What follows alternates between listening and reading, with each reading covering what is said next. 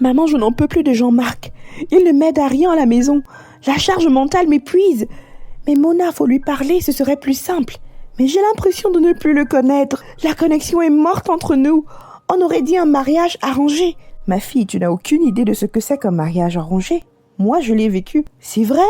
Mais tu me l'as jamais raconté pourtant. C'était il y a bien longtemps. J'avais environ 13 ans. Avant de continuer avec l'histoire, n'oubliez pas de cliquer sur la cloche de notification afin d'être notifié à chaque nouvelle vidéo postée. Merci. Je n'étais qu'une petite fille née au fin fond de son petit village au nord du pays. Malgré le manque de moyens, tes grands-parents et moi étions heureux. En tant que fille unique, je participais beaucoup aux travaux ménagers, que j'adorais d'ailleurs. La vaisselle à la rivière, le balayage de notre grande cour et surtout les travaux champêtres. J'aimais beaucoup les champs à cause de l'air frais et les fruits sauvages qu'on y trouvait. Alors ça ne me posait pas de problème d'y aller fréquemment. D'ailleurs, pour maximiser les récoltes, les femmes du village avaient décidé de faire des rondes de travail dans chaque champ familial. Ça permettait à tout le monde de travailler rapidement et d'augmenter les chances de récoltes abondantes. Ces performances avaient tellement de succès qu'elles sont parvenues aux oreilles du chef de notre village. Il fut très intéressé et ordonna que les villageois aillent aussi dans sa plantation de temps en temps pour y travailler. Nos parents choisirent les enfants les plus vaillants pour les suivre dans les plantations afin de les aider. Et c'est comme ça que je fus choisie. Les travaux commencèrent vite et nous avions commencé par labourer la terre. Les hommes étaient à la tâche car il fallait bien retourner la terre. Cette partie du travail demandait de la force physique, alors nous les enfants étions de repos. Une semaine après, c'était le moment de planter.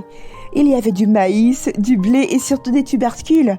Nous les plus jeunes étions chargés de mettre en terre les graines, alors nous nous sommes mis à travailler. Ma meilleure amie faisait aussi partie du groupe de travail et comme elle aimait la musique, elle entonnait des chansons qui mettaient beaucoup d'ambiance. C'est au cœur d'une de ces chansons joyeuses que nous entendîmes chuchoter « Sa Majesté arrive, Sa Majesté arrive !» Il venait superviser les travaux et voir si nous avions besoin de rien. D'abord, il s'est arrêté à la section des parents. Ils ont discuté sur le temps que les travaux prendraient, mais aussi comment les récoltes allaient être organisées. Puis, il est arrivé dans notre section et pendant qu'il nous parlait amicalement, il s'est arrêté et m'a regardé fixement. Ça m'a mis mal à l'aise. J'ai cru que j'avais fait quelque chose de travers. Ce moment gênant a duré près de 30 secondes. Puis il s'est retourné et est parti avec sa cour. Nous avons continué à travailler après son départ, mais cette scène est restée dans le coin de ma tête. Je me demandais encore et encore ce que j'avais fait pour mériter un regard aussi insistant. Ce soir-là, après mon bain, je suis allée en parler à ta grand-mère. Sans que je ne sache pourquoi, elle a fondu en larmes. Je trouvais sa réaction surprenante et inquiétante à la fois. Alors j'ai essayé d'en savoir plus. Je lui ai donc dit « Mais Ma, pourquoi tu pleures? C'est quelque chose de grave ?»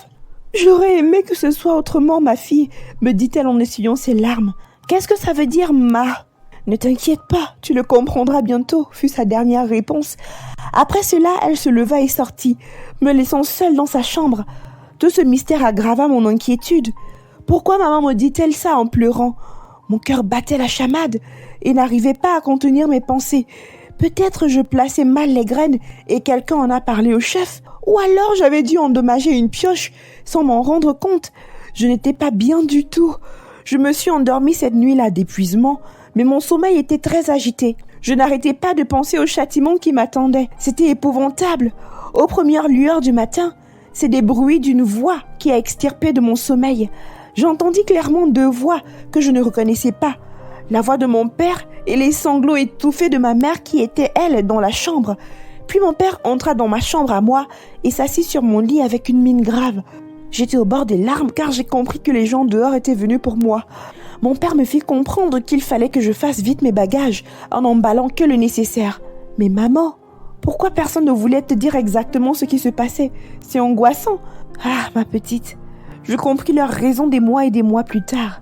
Ils avaient peur que je m'échappe. T'échapper? Mais c'était la chose à faire. Ils risquaient de lourdes sanctions, ma fille.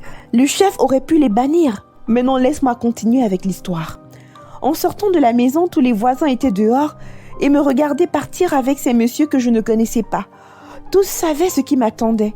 À travers le brouillard, j'apercevais des mains qui me faisaient signe au revoir, tandis que d'autres faisaient des commentaires sur mon départ. La marche fut longue jusqu'au palais.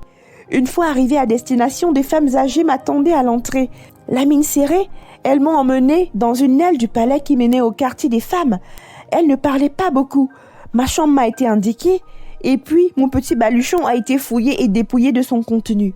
Puis quelques heures plus tard, elles sont revenues me chercher pour mon bain et mon repas. Ces femmes se sont occupées de moi pendant une semaine sans rien me dire.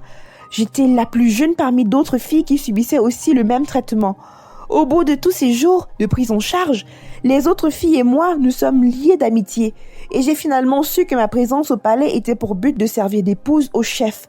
Toutes les pièces du puzzle se mettaient en place dans ma tête, dont le regard qu'il avait posé sur moi était en fait une marque d'intérêt à mon égard. Mais ce que je trouvais absurde était l'écart d'âge. Je n'avais pas eu l'opportunité de choisir. Il doit avoir l'âge de mon père, ce monsieur. Il fallait que je trouve le moyen de déjouer ses plans. Mais d'abord, il fallait faire profil bas et dénicher une stratégie. Des semaines ont passé. Les femmes du palais nous apprenaient les secrets de la vie royale. Comment s'habiller en tant que femme de souverain, comment parler en public et surtout comment tenir la coupe ancestrale dans laquelle le chef buvait. Nous étions une vingtaine à apprendre cela car le chef était autorisé à avoir autant d'épouses qu'il voulait. Il y eut une leçon qui nous avait été apprise sur comment se comporter à l'arrivée de nos menstrues. C'est ce jour, pendant le cours, que je compris que chacune de nous serait livrée à lui après avoir atteint ce stade de la puberté. Cela signifierait que nous sommes désormais des femmes prêtes pour le mariage. Je réalisais que le temps n'était pas à ma faveur. Alors il fallait agir et vite. J'ai commencé à être plus active au palais. J'allais partout où on m'envoyait. Mais au fond, c'était un prétexte pour découvrir toutes les issues de secours en prévoyance du jour où je me chaperais. Mon manège a duré pendant quelques semaines. Et à la veille de mes 14 ans, après avoir attendu que tout le monde aille dormir, je me suis enfuie en utilisant la petite porte de l'aile gauche du palais. Il faisait nuit noire, et les seuls bruits qu'on pouvait entendre étaient celui des grillons en brousse qui jonchaient le chemin.